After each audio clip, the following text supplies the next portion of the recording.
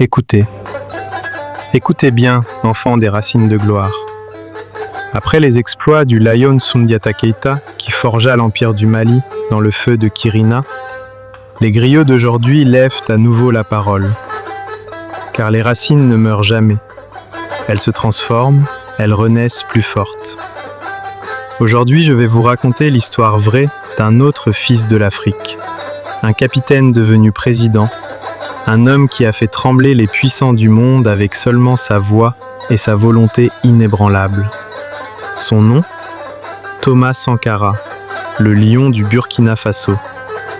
Né le 21 décembre 1949 à Yako, dans ce qui s'appelait encore la Haute-Volta, Thomas Sankara grandit dans une famille modeste, fils d'un ancien combattant de l'armée coloniale.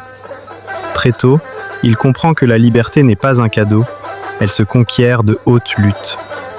Il entre à l'école militaire, étudie en France puis à Madagascar. Là-bas, il voit de ses propres yeux la misère de son peuple et la richesse volée par d'autres. Il lit, il observe, il s'enflamme. Les pensées de Nkrumah, Cabral, Lumumba nourrissent son esprit. Mais surtout, il reste un fils authentique de l'Afrique. Un homme intègre qui refuse de courber l'échine devant quiconque. En 1983, à seulement 33 ans, le capitaine Sankara prend la tête du Conseil national de la Révolution. Le peuple l'acclame, les jeunes officiers le suivent. Le 4 août 1983, il devient président de la Haute-Volta. Mais il ne veut plus d'un pays qui porte le nom imposé par les colons. Un an plus tard, le 4 août 1984, il le rebaptise Burkina Faso, le pays des hommes intègres. Un nom venu des langues moré et dioula, un nom qui dit tout. Ici, on ne ment pas, on ne vole pas, on ne trahit pas son peuple. En seulement 4 années, cet homme transforme un pays parmi les plus pauvres du monde en une terre d'espoir et de dignité. Il lance la plus grande campagne de vaccination d'Afrique. En quelques mois, la polio, la rougeole et la méningite reculent comme jamais auparavant. Il alphabétise des centaines de milliers de personnes, interdit l'excision, encourage les femmes à prendre leur juste place dans la société, crée des tribunaux populaires contre la corruption. Il plante des millions d'arbres pour combattre la désertification qui ronge la terre. Il refuse la dette qui enchaîne l'Afrique comme un esclavage moderne. À la tribune des Nations Unies en octobre 1984, il clame haut et fort. La dette est une forme de recolonisation. Il dit non à l'aide qui humilie, oui à l'autosuffisance et à la souveraineté. Il roule à vélo, vend la flotte présidentielle, réduit son propre salaire et vit comme le peuple. Il parle comme le peuple. Les griots anciens auraient reconnu en lui un vrai roi. Un roi qui sert son peuple et non un roi qui se sert. Mais les puissants n'aiment pas les hommes intègres.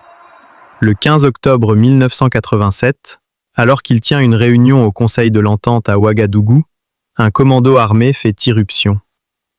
Sankara se lève calmement et dit à ses camarades « Restez, c'est de moi qu'ils ont besoin. » Il sort les mains en l'air et tombe sous les balles. 12 de ses compagnons meurent avec lui.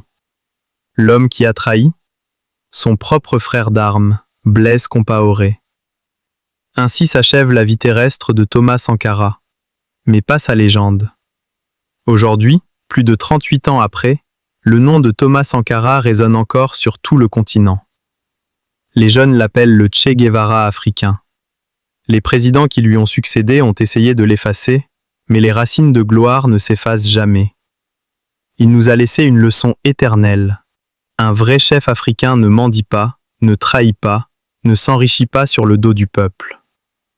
Il se bat pour la souveraineté, pour la dignité, pour la terre des hommes intègres.